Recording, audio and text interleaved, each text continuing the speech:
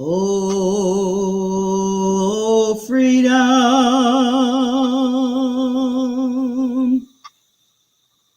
Oh, freedom. Oh, freedom over me, over me. And before I be a slave, I'll be buried in my grave and go home to my Lord and be free.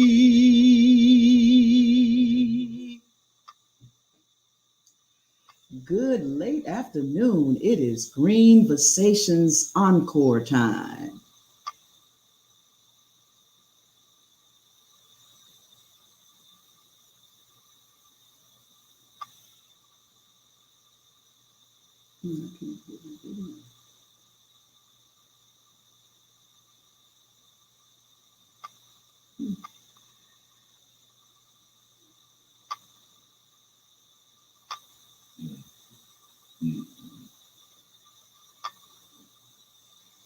Can you type something and say what's happening?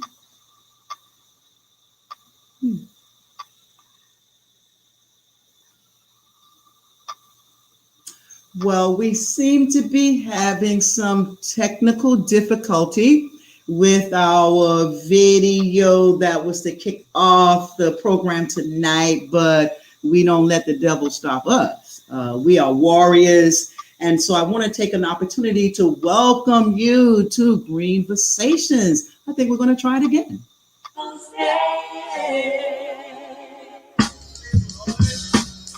Now this is time for free your mind and your soul. Yo, our story has never been told. Ladies, you got to demand what you want, and what you want is respect, right? Come and take a walk with me, closer walk with me, see what only I can see. Sisters, check this. Watch this. Turn us loose, set us free from all the chains that bind me. Let us run in our own direction. Let us go, set us free from all this propaganda and lies that your people try to teach us. I know why they like to bring us down, because we have all the devils on you. You try to tell us that our lives don't mean a thing, but we know so much better, so we're gonna take up the freedom.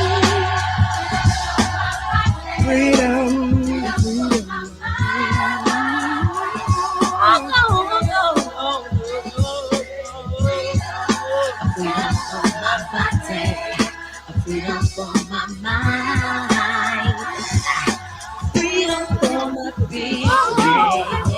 All this time you've been telling us these lies, but now we finally figured out your game. Yeah, all that we would never wise up, but we'll show the how black female can do. So you continue to keep us away, but no, we ain't growing up like that. Oh no. All these lies and all this propaganda you want us to take, we're gonna take it. You gotta say freedom from my body, freedom from my mind, freedom from my spirit, freedom for my body, freedom for my heart and my soul. I see the fear in your eyes, surprise, so cover it low. I know just who I am and what I wanna do. I can make you run, make you hide from all your enemies. you hold me inside. Sisters rising up and singing that our time is here. We're taking back what's been lost for years. Let the heaven of a sister embrace you and praise the mother God. All these lies and all this propaganda that you want us to say, we're gonna take out.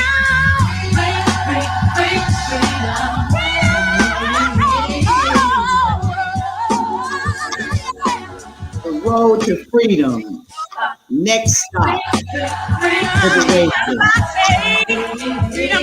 Road to freedom. Next stop. Liberation.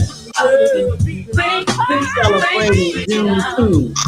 The road to freedom. Liberation. Next stop.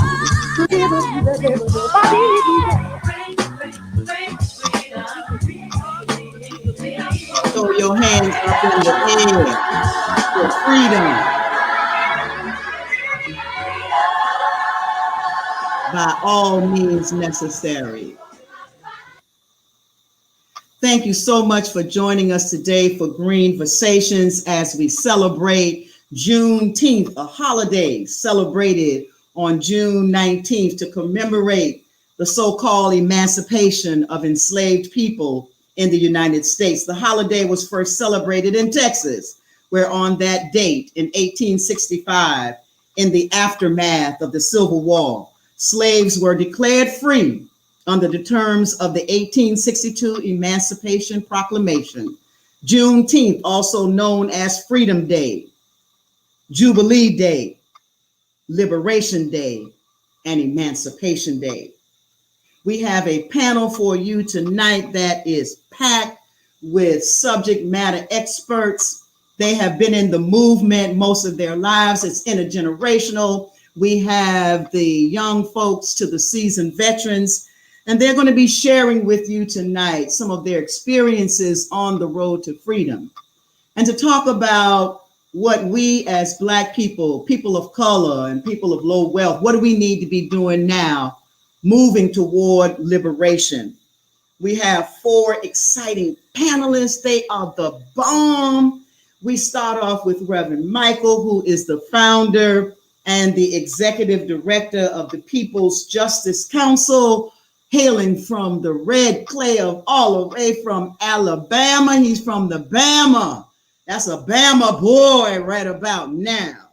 And then following him, we got this dynamic sister hailing out of California, Sister Taylor Thomas. She's the co-director of the East Yard Communities for Environmental Justice. She's on the front line, the fence line, and she ain't gonna be turned around no matter what.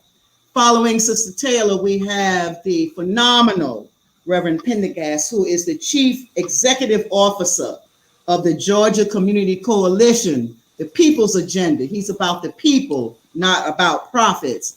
And then we're going to round it off with our own Partnership for Southern Equity.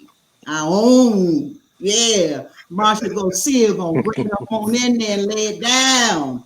And she is our rural organizer for the Just Energy team. The Just Energy team at PSE is the jam. We rock this house.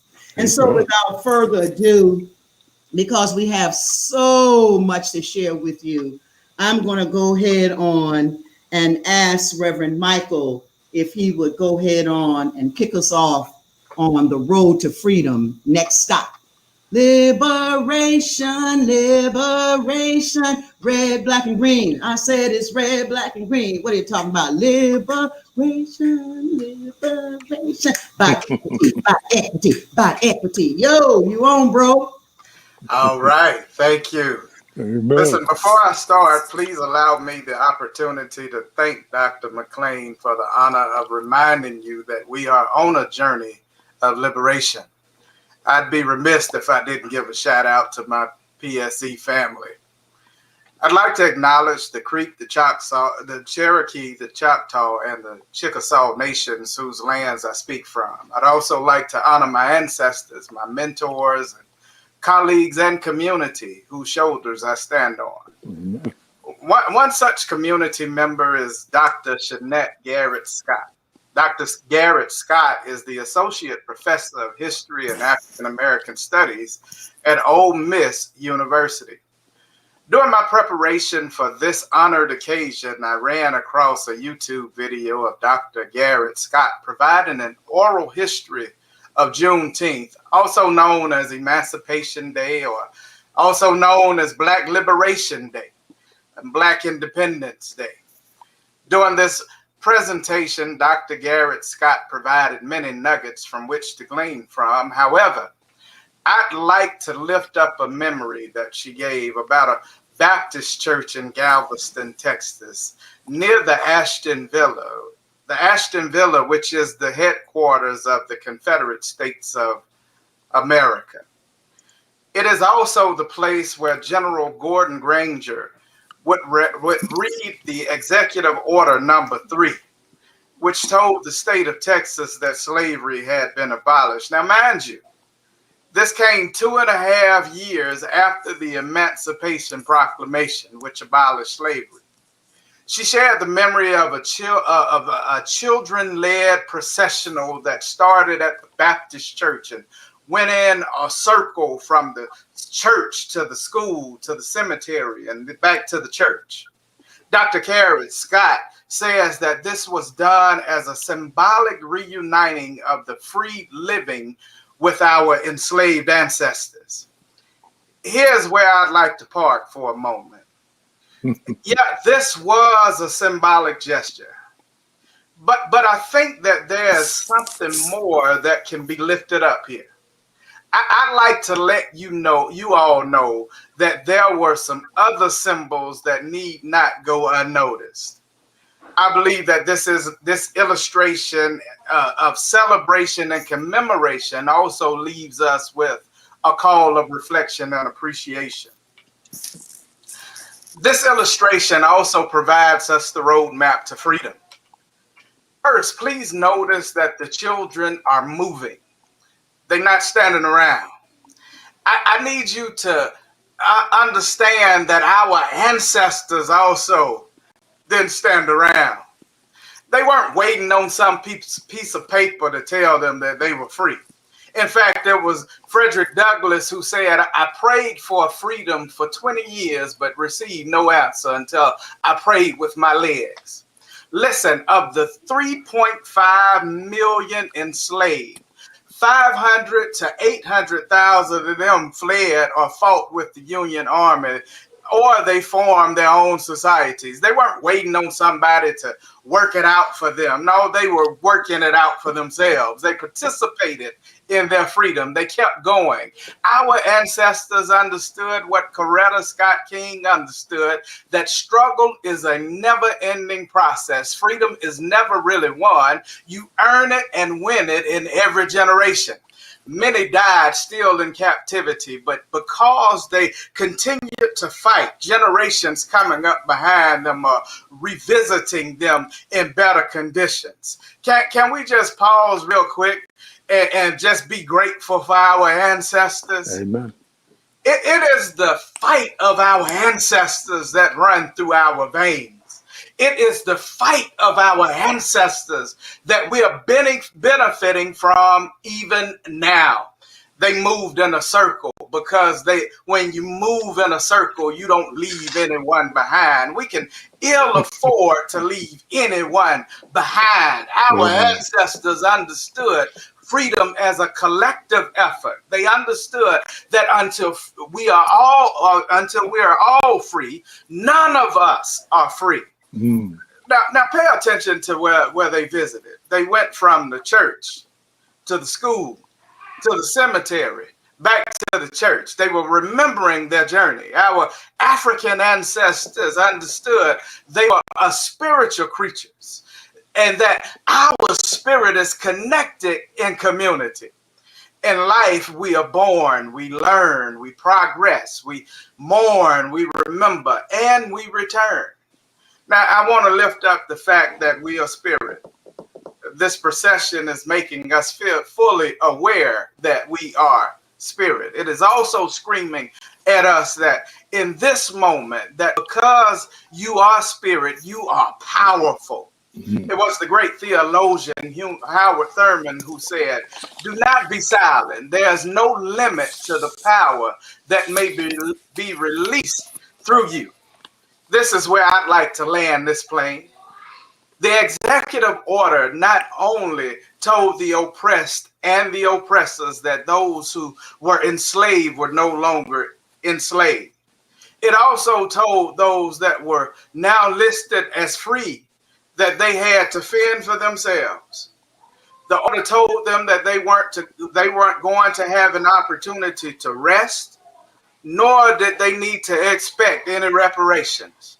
They were to go back to their oppressors and try to work something out. In essence, you on your own. Now, before returning to their place of origin, these children visited the school and the cemetery. And Dr. McClain, I got to be honest with you, I struggled with that part of this talk. I found myself perplexed, pleased, and empowered all at the same time. My reason for being perplexed is because the preacher in me got happy here. And I couldn't understand why I got so happy. Their first stop is the school. Their second stop is the graveyard. I found myself itching where I wasn't itching and scratching where I wasn't itching. And then Spirit spoke and revealed to me what was really happening here. These kids weren't just celebrating and commemorating superficially. No, they were preparing for battle. They understood what the Apostle Paul said. For we wrestle not against flesh and blood, but against principalities, against powers, against rulers of darkness of this world, against spiritual wickedness in high places. They went by the school because it symbolized the place to learn and to strategize and to keep fighting. Then they went to the cemetery. This part right here just took me out. I thought that this was just about remembering those who had gone before you. In fact, my first mind wanted to celebrate that the children would go to show off their newly acknowledged freedom. However, I'd like to challenge us to look a little bit deeper here. It makes no sense for the children to go by the grave unless instead of them rubbing their newfound freedom in the face of their ancestors, they were making a vow to their ancestors that they would continue to fight for freedom for the many generations to come. I'd like to think that they were making it up in their minds, just as Harriet Tubman made it up in her mind when she said, I had reasoned this out of my mind. There was one of two things I had a right to, liberty or death. If I could not have one, I would have the other. For no man should take me alive. I should fight for my liberty as long as my strength lasted. And when the time came for me to go, the Lord would take me.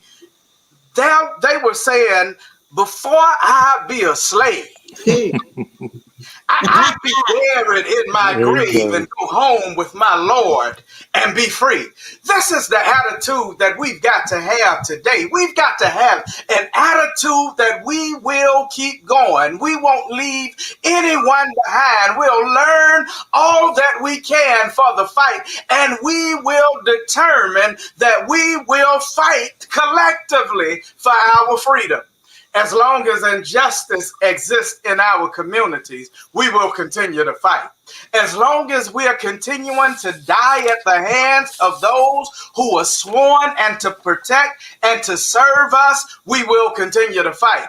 As long as we are paying over 20% of our income to utility bills, we will continue to fight. As long as polluting facilities are sitting in our communities and killing us and not having to pay for it, we will continue to fight. As long as we we aren't given the same funding for our institutions that white servicing organizations are given for their institutions, we will continue to fight. We will continue to fight until justice runs down like waters and righteousness like a mighty stream. Last thing, and I'm done. Doc is more than eager to let us know that not only what they did and not only what they did and where they did it, but she wants us to know how they did it. She said they celebrated with joy. However, I just told you that they were celebrating and preparing. Listen, whether you are celebrating, remembering, or preparing, do it with joy. Our black joy is our superpower. In the church, Mother would sing, "This joy I have, the world didn't give it, and the world can't take it away." There's another song that I like to sing. "I ain't gonna let nobody turn me around. I'm gonna keep on walking, keep on talking, and keep on marching up to freedom land." Beloved, while we're marching, while we're fighting, let's make sure that we are maintaining our joy. Amen. Joy, joy, joy, as they say in Nigeria. Ayo, ayo, ayo, ayo, ayo. Well, we done been to church. I know everybody's excited now. If you wasn't when we started, you are now. So you done energized us, Reverend M.M., and I like it just like that. Make my funk the P-funk. I wants to get funked up. I want funk with the P-funk. I wants to get funked up. That's that people funk. Sister Taylor, bring us the funk from California. Well, I don't know how I'm going to follow that, but I'm going to try. Thank you. Good afternoon, evening, everybody. Thank you, Mama Bahati, for this opportunity to be here. I so appreciate you and love you very much. I just want to also uplift that, you know, in the same week of the 100th anniversary of the Tulsa Massacre, a mass grave of 215 First Nation Indigenous children who died at residential schools was found, you know, and our brothers and sisters in Palestine are still under attack. Police are still abusing us in the streets here. So we've got to stay in the trenches. It's not enough to get complacent with the progress we've made, but that's why I think spaces like this are really important, where we can talk about our visions and our dreams for each other, rather than just talking about our pain and trauma. You know, it's important for our collective healing. So thank you. I appreciate you. I think Black folks have always been the visionaries and leaders in liberation movements. We've been able to get to the root of an issue and create solutions that actually move us forward in our fight for freedom. You know, like the Reverend mentioned, the revolts of enslaved people, the civil rights movement, even the Black Lives Matter uprisings are just examples of this. We get to liberation by reclaiming our time, our labor, and our money, if we're being real. We get to liberation by building the systems we want to see instead of trying to reform the existing ones. Abolitionist work, you know, as an example, where we organize police-free communities, right? Learning crisis intervention, de-escalation tactics, medic skills. We're building circular economies where we use our existing resources to regenerate and revitalize our neighborhoods through compost hubs, community-owned gardens, community-owned solar farms. And really, these are all just practices that many of us generations back and ancestrally have already practiced, right? You know, I live in a city, but my father was raised on a rural farm in Louisiana. And so they raised hogs, and when they slaughtered a hog, the kids had to take portions of the hogs to their neighbors, and they would come back with harvest from their neighbors' crops. And so nobody in the town ever went hungry. Everybody ate, and they ate well, and people also raised and looked out for each other's children. So, you know, Black liberation for me is simply making sure that we're all housed, clothed, fed, and loved, supported, and protected. And I want to be clear here that, you know, what I mean by that, and the Reverend already said this, that none of us are free until all of us are free, until the most marginalized among us can live in peace. So, you know, let's not ignore or ostracize our queer and trans folks, our incarcerated folks, poor folks, hood folks, House folks, for me, you're not pro-Black if you're not for all Black people, even the ones that, we might stigmatize, in our separate spaces. And we'll never be free if we treat certain people and groups in our communities as disposable. Mm. So all that to say is we won't get anywhere acting as oppressors. We'll go much farther together, guided by principles of equity and transformative and restorative justice. And I think the seeds of these have been planted and they're growing. And so I'm excited for the harvest of this new era. And I'm very much looking forward to us bending the arc of justice and freedom in this lifetime and the many lifetimes beyond. Oh, I thought you couldn't follow the good Rev. Hey, after the storm comes that calm. Put it all in perspective. One of the things I like about this young sister is that she's on it. She's somebody who studies. She's somebody who works in the community. She's of the community. She don't parachute in. She is a native. And we've got to begin to collectivize our struggle and begin to acknowledge the ancestral spirit of this land, which is the indigenous people, and we are all indigenous to something. But it is important that we recognize the indigenous people of this particular territory. But we as African people, we are like that. We're spiritual people, and we take very seriously our relatives. Not only our relatives that are in the spirit world, but our relatives in the physical world and our relatives in the natural world. We are relatives to the birds. We are relatives to the animals. We are relatives to the trees. We are relatives to the water. We are water people. And as such, that is a part of how we move toward liberation, acknowledging all the parts of ourselves. I like that part about bending that arc, honey. And now is the time. Every generation, as the Reverend said, contributes. We have 100-year people. For 100 years, you got a crew of people that come in and then they go out. And in that 100 years, they have to contribute to the liberation of our people. And we may call it many things: civil rights, fighting against Jim Crow, fighting for integration, fighting against segregation, fighting against police brutality. All of that stuff is the road to freedom. And for us right now, the next stop is liberation. How do we take this to the next level? Reverend from the Community Coalition, bring it on in. Amen. Amen. It has been a blessing just to hear the three of you expound on our hope for tomorrow's our history. I'm in a unique situation. I'm 20 plus years as a New York City police officer. I'm a minister. I chair an organization called the Georgia Community Coalition. In that function, I have partnered with organizations like Partnership for Southern Equity, with Dr. Nathaniel Smith, Dwayne Patterson, who's now with Mary Reynolds Babcock Foundation. I find that God brings us into a mix of mighty warriors. I need to go back and thank Dr. McClain for inviting me to come and be a part of this panel this evening. This celebration of Juneteenth. This, and she calls it the Greenversation. Folks, we are in a difficult place.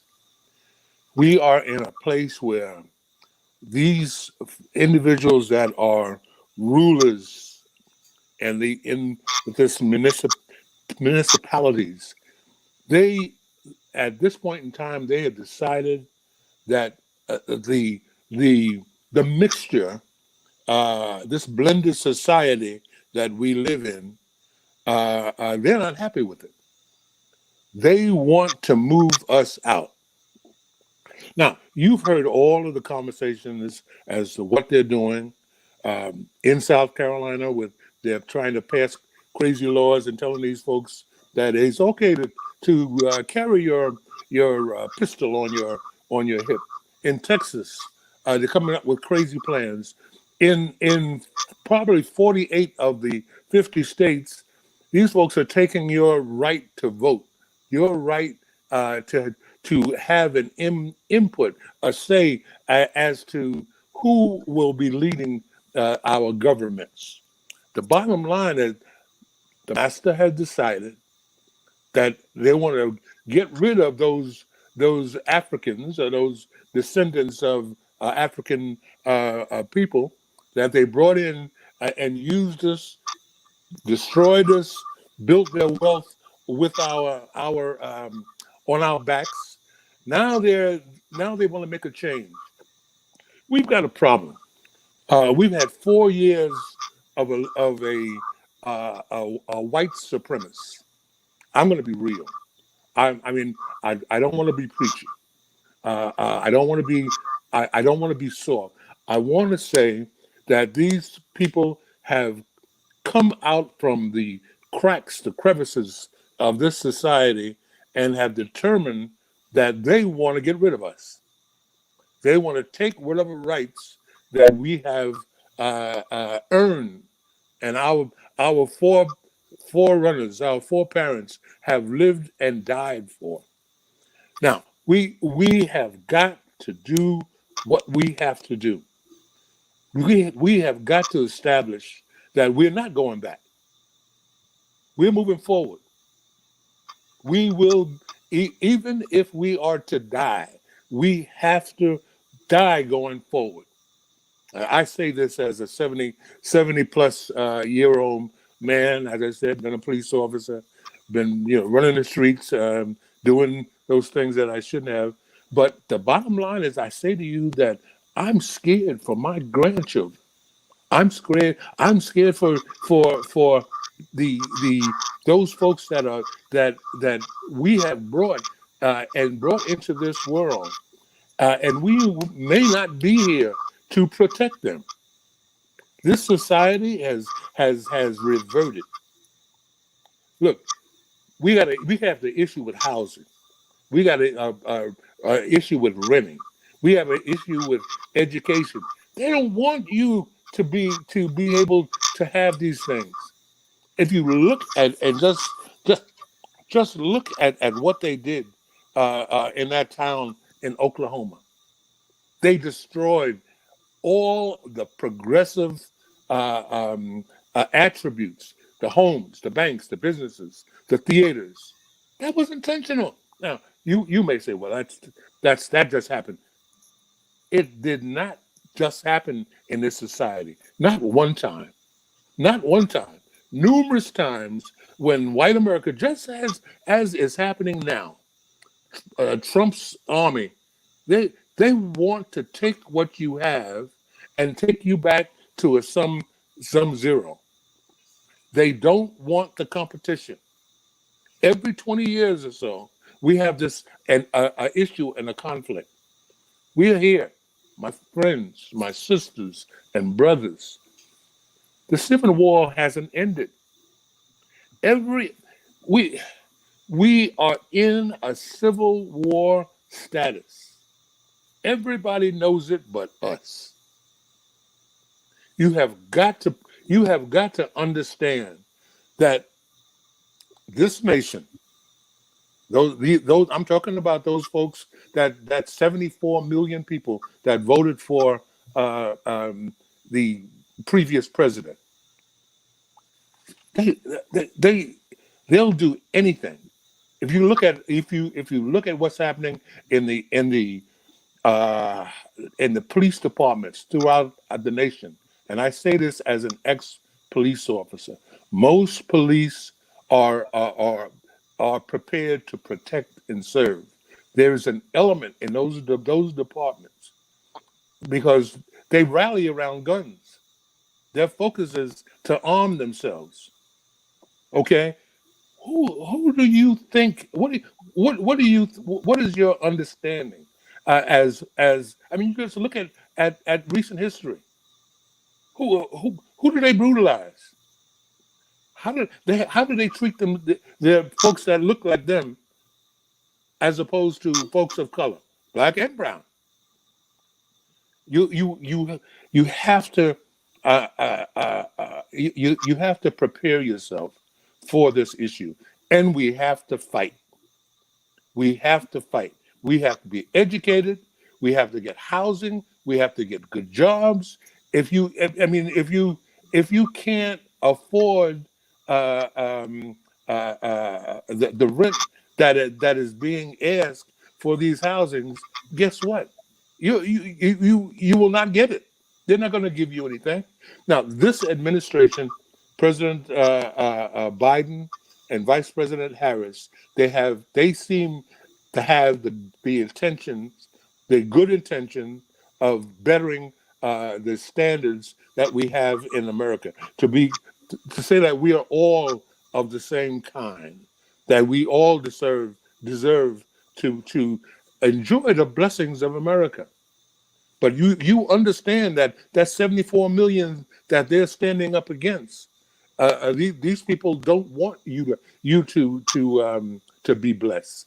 So we as warriors, we have to change our state of mind. We have to understand that you have to have the fighter's will. You have to have the warrior's will. You have to work together. You have to figure out how folks of color, black, brown, what have you, and our Indian brothers, we have to figure out that the conversations that we throw around in our community think tanks. We say, well, either we have to be at these meetings, at these decision making situations. Why? Because if you are not there in a position of leadership, you are most likely on the menu. On the menu, Rev. On the menu. Bring it home. Bring it home. Sister Marsha waiting on you. Okay, I thank you. I thank you for giving me this opportunity to speak from my heart. And I'm speaking to I'm being real. I'm not being preachy to you. I'm saying to you, you got to understand that we're at war, and the only ones that don't seem to understand that is us. I thank you so much. I say, my brother. Marsha, I know you finna take it all the way. Come on, my good sister. I day. And remember the good pastor open up with, we have to remember Ayo joy. Because we are not only in a physical fight, we're in a spiritual fight, but we are armed, well armed, with all that we need to get us down to that next stop, liberation. Come on, Fort Valley. Well, I mean, that was a lot to take in. And, I think we can agree. I think more of us realize that we are in a fight, that we are, at war. And at this point, it's time to make demands and make requests. At some point, we have to stop feeling like we're at the back of the liberation bus.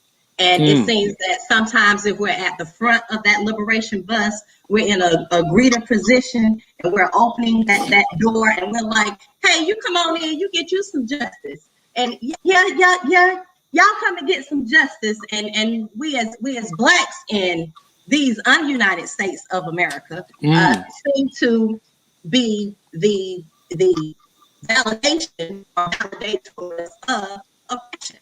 And we have to stop being symbolic and validating everyone's oppression while we're still, left out in the cold. We can go back and we can look at missed opportunities from the Reconstruction period, from when we were supposed to get 40 acres and a mule, from the New Deal. And now we have these executive orders that Biden and Harris have put out from environmental injustices to racial equity. And we're talking about having discussions about what we need for liberation.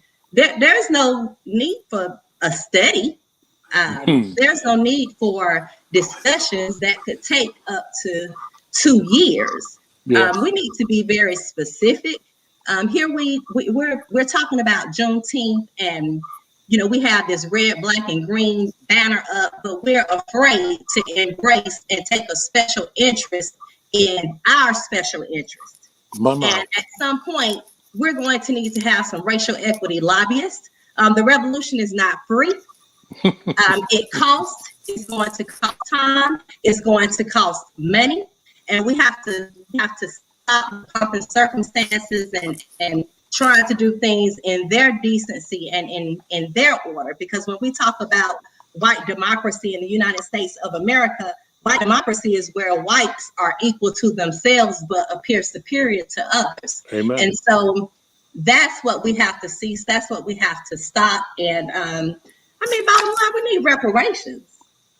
We need reparations financially, without question. Yes. We cannot.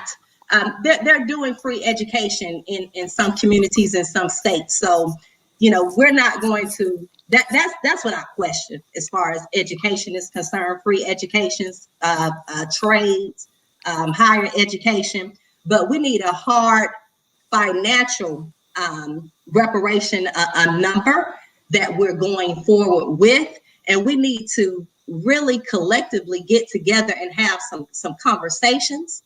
We need to groom some of our fellow leaders that are speaking out. We have a lot of young brothers and sisters that are speaking out, whether it's your Ice Cube, your T.I. Sometimes Mama Bahati and I discuss this, and just some grooming so that they'll understand the verbiage and really understand what liberation is. But, yes. I am just a fan of us being lovingly selfish about one another, even just on an individual level. If we can fix our face with one another and speak to one another, be protective of one another. People watch my eye over one another in our communities. But it's reparations for me. That's all I have to say. It's reparations. It's about establishing some credit worthiness. If you want to make it so it's an amount that's set aside to clear credit worthiness and clear debt. And of course, do some financial literacy, but we don't need to pretend and play with ourselves, because there are uneducated white people who have high illiteracy rates, but they're in a better standing when it comes to wealth and owning property and owning land and having freedom. So it's reparations for me at this point. It's about reparations. Amen. It's about payback for extracting all of our labor and killing our people. It's about reparations. All right. Let's hear from one of our elders in the movement, Sister Fannie Lou Hamer. The testimony before the Credentials Committee, the FDP had a lineup of very different people. They had Rita Schwerner, the widow of Mickey, who had been killed in Neshoba County. They had Martin Luther King. Everybody knew King. The seating of the delegation from the Mississippi Freedom Democratic Party has political and moral significance far beyond the borders of Mississippi or the halls of this convention. But the highlight of the testimony was that of Fannie Lou Hamer. The sharecropper who had been evicted from her plantation had come to symbolize the Mississippi movement. Mr. Chairman, and to the Credentials Committee, it was the 31st of August in 1962 that 18 of us traveled 26 miles to the county courthouse in Indianola to try to register to become first-class citizens. We was met in Indianola by policemen. The president, Lyndon Johnson, he's not afraid of Martin Luther King's testimony. He's afraid of Fannie Lou Hamer's testimony. And so he decides that the country should not see her testify live. Johnson is in the White House and he convened an impromptu press conference. We will return to this scene in Atlantic City, but now we switch to the White House and NBC's Robert Goralski. Now, ladies and gentlemen, the President of the United States. On this day, 9 months ago. He did it knowing that they would break away, thinking he might announce who his choice of vice president was going to be.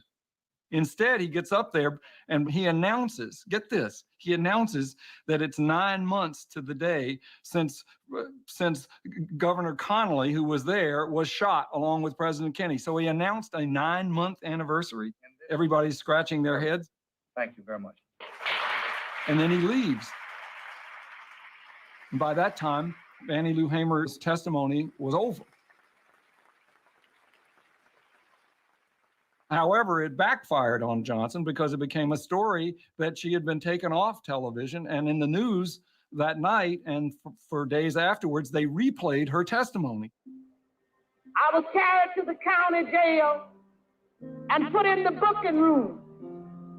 They left some of the people in the booking room and began to place us in cells. She had Mississippi in her bones. Martin Luther King or the SNCC field secretaries, they couldn't do what Fannie Lou Hamer did. They couldn't be a sharecropper and express what it meant, right? And that's what Fannie Lou Hamer did. And it wasn't too long before 3 white men came to my cell. One of these men was the State Highway Patrol. He said, "We're going to make you wish you was dead."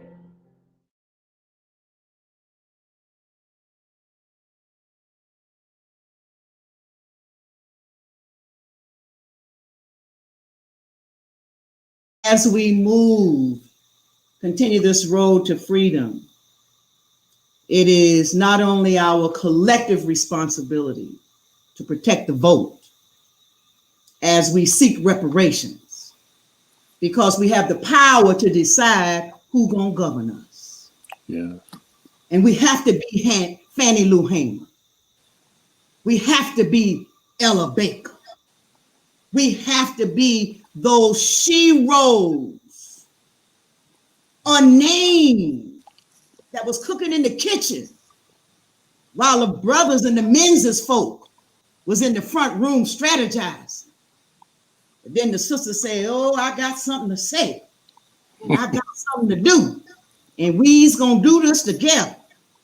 We's gonna fight this fight together." I am so excited that my panelists kicked off this celebration of Juneteenth in the way in which they did. We have a few more minutes left, and if there are any questions from the audience, please shoot it to us. But I want to ask each panelist. On last week, the executive director of the NAACP was interviewed, and he was asked, well, how do we get Black folks free? And how do we get them to liberation? And how do we push them forward? And his response was to attack the student loan debt. That was interesting. I said, well, that's a no thought. I didn't know about that one. Kind of like, oh, wow. And then he said, and to deal with the housing gap. You know, that's how we're going to deal with dealing with wealth and power. Reverend Malcom, respond to that for me. I think, well, let me digress first and say that I don't think that anybody can grant us freedom.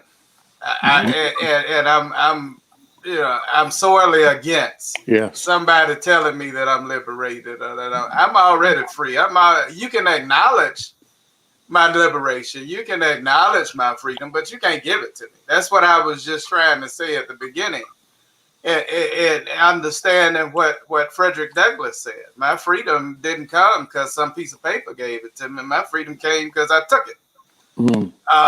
And so that, let me say that on the freedom part, but let me then go on and say that these implementations are great, but I'm with Marsha. Write a check. And that's just, I mean, for real. According to our capitalist system, your somebodyness comes from your possession. It comes from your material wealth. When they say protect and serve, it ain't had nothing to do with people. It had everything to do with property. We were considered property. Give us some property. Write a check, cut a check, and then we can work out the rest. But in order to give me my somebodyness, you've got to economically cut me in. And until they economically cut us in, you were just talking about the 40 acres and a mule, 40 this, 40. Now we're looking at Biden is saying 40% of the benefits going to vulnerable communities. Well, I got a couple of questions here, Fred. My first question is, who defines vulnerable communities? The second question I got is, what the hell is some 40% of some benefits? What does that mean? Why can't I get 40% of the investment? Bring some of the investment into my communities. Don't just pay off my student loans.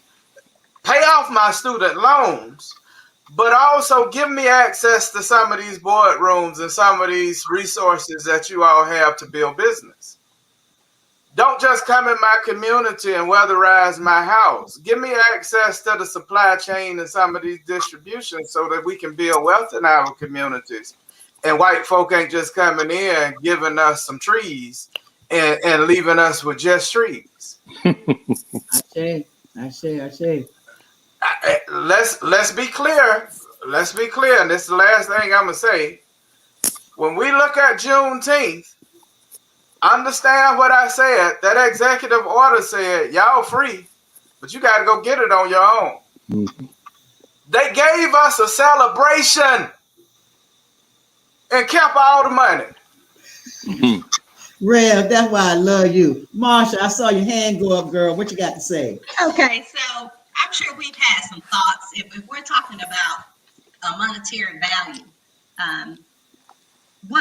let's throw some numbers out there so we can, wrap our head around some things. If we're going to have a discussion, let's have the meaningful discussion. Or do we start this? I know Bob Johnson one time, suggested 300,000, which I thought was some boo, and per Black family and or individual.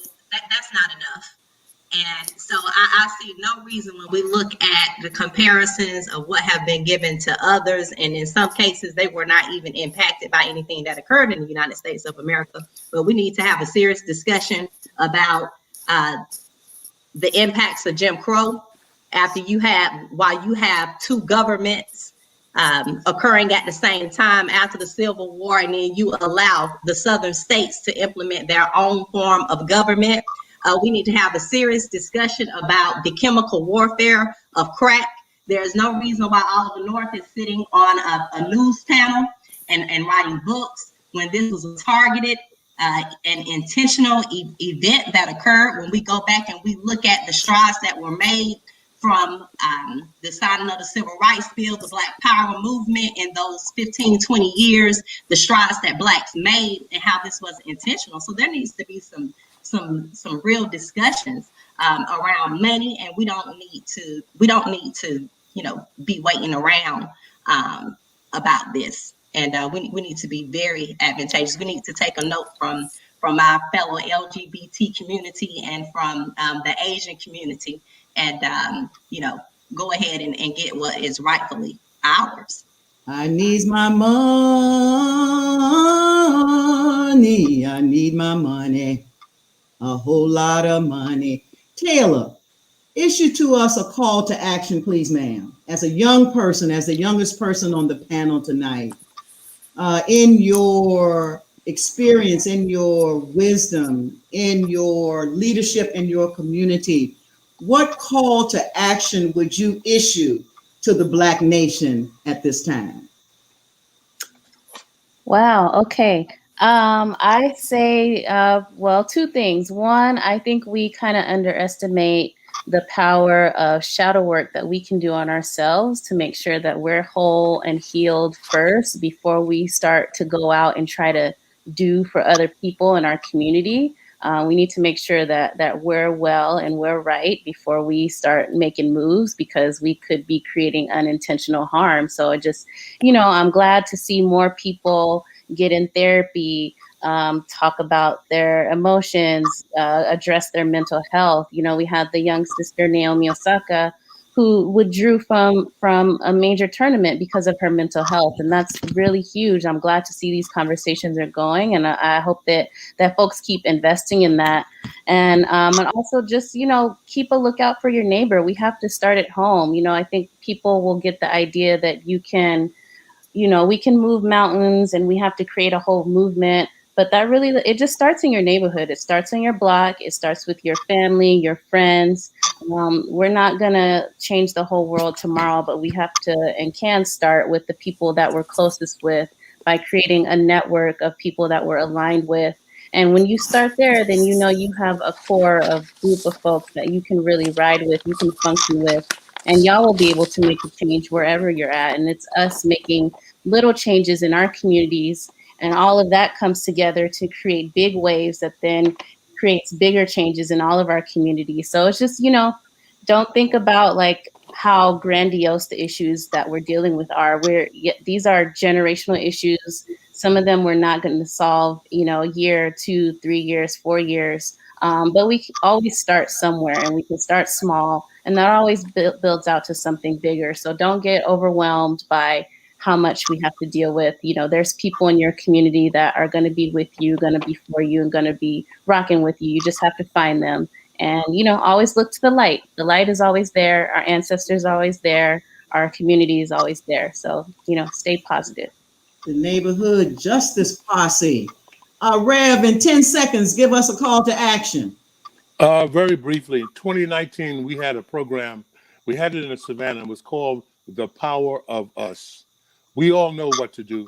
We have to come together. We have to strategize. We have to figure out how to implement all of those excellent plans, those statements that were made prior to me. But the bottom line is that Black folk have got to work together. You've heard the call to action. You've heard what we are to do. You have been given many suggestions. Now the thing is just to do it. Ain't nothing to do it but to do it. Ain't nothing to do it but to do it. Ain't nothing to do it but to do it. Amen. The green tip for today is the COVID is not over. No. I don't care if you're vaccinated and you're masked up. COVID ain't over. So continue to strengthen your immune system. Amen. With your vitamin C, your vitamin B, your vitamin D, your selenium, your zinc, your chlorella, your all of that good stuff. Water. Please hydrate. Stop drying yourself up. Hydrate. Thank you so much. We'll see you all right back here next Wednesday at 6 o'clock with another group of subject matter experts and warriors to bring the word to you. We're going to close with Black Lives Matter. Celebrate Juneteenth.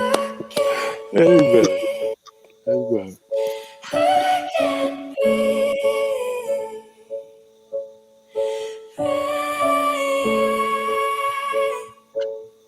My. I can.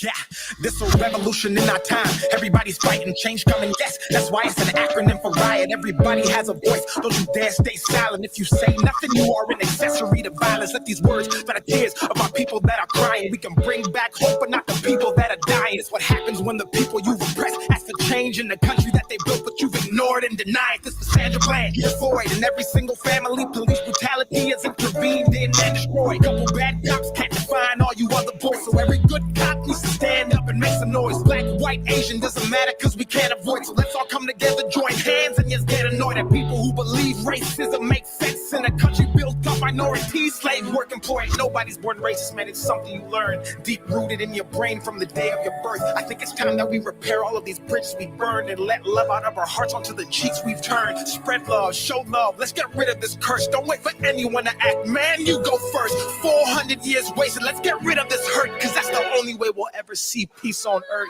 I can't breathe. I can't breathe.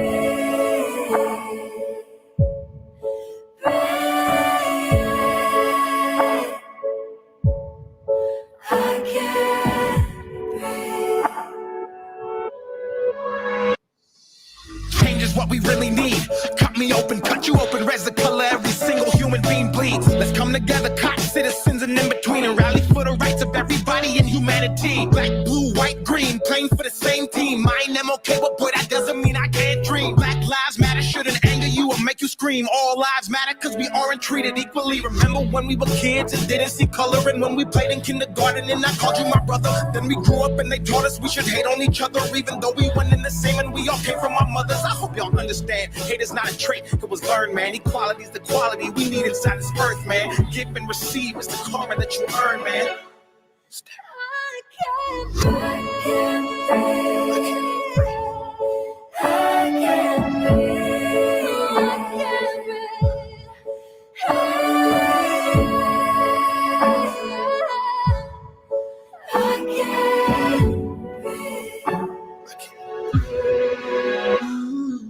I can't breathe. I can't breathe.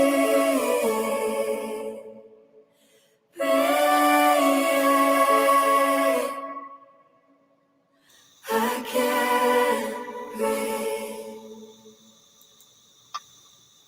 Forwards ever, backwards never.